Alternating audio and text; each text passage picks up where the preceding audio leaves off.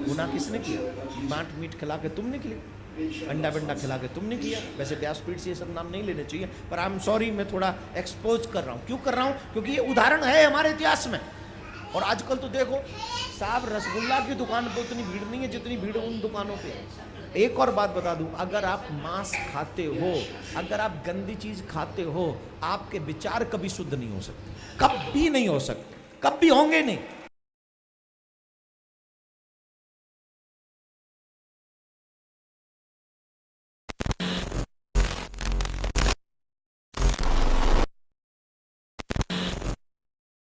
और बहुत से लोग को ये गलत फहमी है, हमारे हिंदू दोस्त लोग को, कि उनकी मजहबी किताबें गोश्त खाने से रोकती हैं।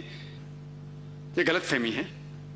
अगर आप उनकी मजहबी किताब पढ़ेंगे, उनकी मजहबी किताबों में गोश्त खाने की ममानियत नहीं है। अगर आप पढ़ेंगे Manusmriti chapter number 5 verse number 30, अध्याय 5 श्लोका 30, उसमें लिखा है कि भगवान ने कुछ जानवर को खाने के लिए बनाया है, कुछ जानवर को खिलाने के लिए। God has created some animals to eat and some to be eaten. अगर आप वो जानवर खाते हैं जो खाने के लिए बनाए गए हैं, तो आप कुछ गुनाह नहीं करते। मनुस्मृति अध्याय 5 श्लोका नंबर 30। आगे आप पढ़ेंगे मनुस्मृति अध्याय 5 श्लोका नंबर 31 में कहा गया है कि अगर आप वो जानवर का कत्ल करते हैं जो पूजा के लिए बनाए गए, तो आपको कोई गुनाह नहीं है।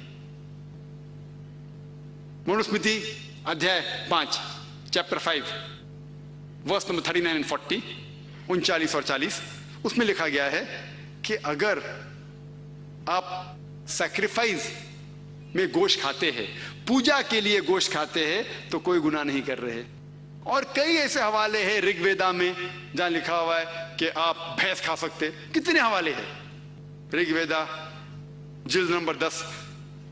और अगर आप महाभारत पढ़ेंगे, अनुशासन पर्व अध्याय नंबर 88, जिसका जिक्र मनुस्मृति में भी है, भीष्म से पूछा जाता है, युधिष्ठिर सबसे बड़े भाई है, वो भीष्म से पूछते हैं कि यज्ञ में, पूजा में हमें क्या चीज देना चाहिए ताकि हमारे परदादा खुश होंगे, एंसेस्टर्स विल बी हैप्पी।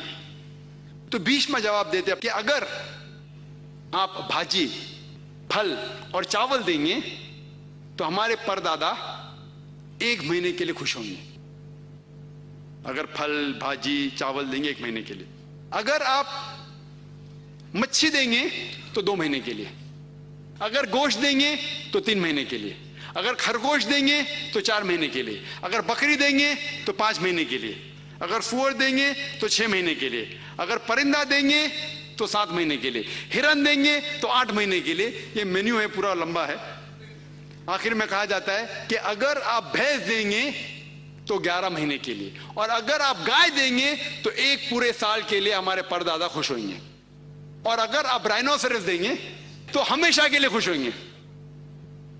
तो अगर आप हिंदू मजहबी किताब पढ़ते हैं तो इससे यह मालूम पड़ता है कि हिंदू मजहबी किताब के अंदर भी गोश्त खाने की ममानियत नहीं है।